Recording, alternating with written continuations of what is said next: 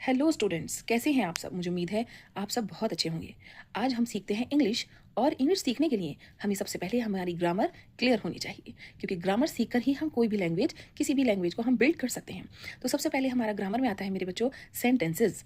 Sentences क्या होते हैं? सेंटेंसेस होते हैं a group of words that makes a complete sense and meaning. Grammar sentences होते हैं जिससे हमारा कंप्लीट सेंस निकल कर आए। किसी भी सेंटेंस का कंप्लीट सेंस ही सेंटेंस कहलाया जाता है। जैसे दिस इज अ बुक, यही किताब है। जब हमें पता चल गया कि ये एक किताब है, तो इसको ही हम कंप्लीट सेंटेंस कहते हैं। सेंटेंसेस हमारे कितने टाइप्स के होते हैं? सेंटेंसेस हमारे 5 टाइप्स के होते हैं। The first one is assertive और स्टेटमेंट सेंटेंसेस। ये इट कंटेन्स फैक्ट्स और इवेंट्स और अबाउट थिंग्स। असर्टिव सेंटेंसेस में क्या क्या चीज़ कैरी करती है? इसमें आते हैं हमारे फैक्ट्स, जिससे हमें कोई चीज़ भी इंफॉर्मेशन हमें मिलती है। फैक्ट्स कहते हैं कोई भी हमारे तथ्य हमें पता चलते हैं। इवेंट्स के बारे में पता चलता है। इवेंट्स होते हैं जैसे हमारे कोई भी इवेंट ऑर्गेनाइज करना है, हमें कोई भी चीज़ आने वाले वक्त में होनी है, वो हमारे असर्टिव सेंटेंसेस में जब इंफॉर्मेशन हमें मिलती है, तो वो हमारे स्टेटमेंट्स और असर्टिव सेंटेंसेस कहलाए जाते हैं। और हमारे अगर किसी भी थिंग्स के बारे में कोई बात करते हैं, तो वो हमारे असर्टिव सेंटेंसेस में आती है। Just like Abhishek has done MBBS from Kolkata. Abha has not been reading, Abha नहीं पढ़ रही है। She may win the prize, वो प्राइज जीत सकती है।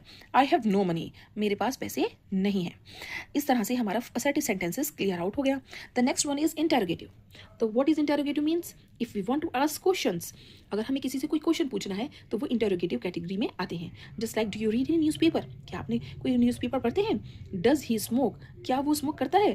तो इस तरह के इंटेरोगेटिव क्वेश्चंस हमारे इंटेरोगेटिव में आते हैं। Third one is imperative sentences. If we want to express some feelings, अगर हम कोई फीलिंग्स किस तरह की एक्सप्रेस करते हैं, just like order, request, advice, और we use imperative sentences.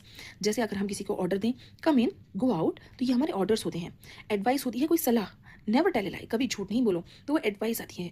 Please lend me a pen, please मुझे, क्या आपको रिक्वेस्ट कर रहे हैं कि मुझे कोई पेन दे दीजिए। ये सेंटेंसेस हमारे इम्परेटिव सेंटेंसेस कहलाए जाते हैं।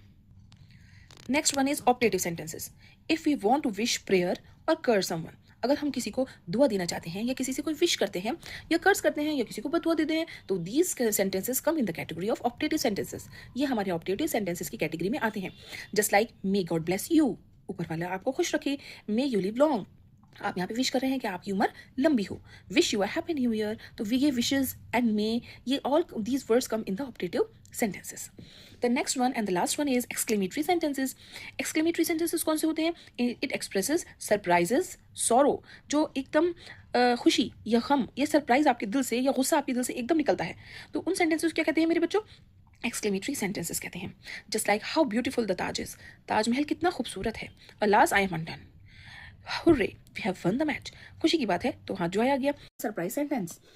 तो आज आपको मैंने 5 सेंटेंसेस कराए, आपको आज से इनको रिवाइज करना है और इन्हें पढ़कर स्टडी करना है कि हमारे 5 सेंटेंसेस कौन से होते हैं। कोई भी बिल्डिंग बनाने के लिए बच्चों हमें सबसे पहले फाउंडेशन रखनी पड़ती है। जब हमारी फाउंडेशन हमारी स्ट्रांग होती है, then you will build a very good building. तो आपको चाहिए कि अपनी ग्रामर अच्छी करिए। जब आपकी ग्रामर अच्छी होगी, तो आप इंग्लिश आराम से, स्पीकिंग आराम से कर सकते हैं। So let's study and good day, thank you and have a nice day.